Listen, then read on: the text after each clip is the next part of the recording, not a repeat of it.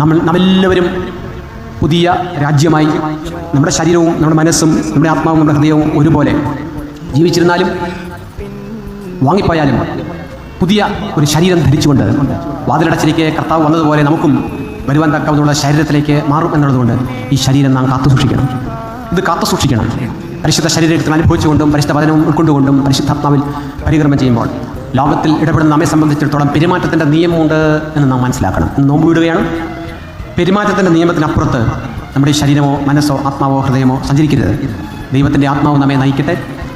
മാമോദീസയിൽ ജനിച്ചു വീഴുമ്പോൾ സാത്താനോട് യുദ്ധം പ്രഖ്യാപിച്ചുകൊണ്ട് സുറിയാനി സഭയുടെ ഒരു പുത്രനോ പുത്രിയോ ജനിപ്പിക്കപ്പെടുമ്പോൾ തലതൊട്ടപ്പനെയും തലതൊട്ടമ്മയെ ഏൽപ്പിക്കുന്നത് അത് വിജയിപ്പിക്കാനാണ് പ്രാർത്ഥിച്ച് സാത്താനോട് യുദ്ധം ചെയ്ത് മിശിഹായുടെ വിശ്വാസത്തിൽ ആഴപ്പെടുവാനായിട്ട് ഒരുവൻ സമർപ്പിക്കപ്പെടുമ്പോൾ ദൈവ പദ്ധതിയാണ് അവളിൽ വെളിപ്പെടേണ്ടത്.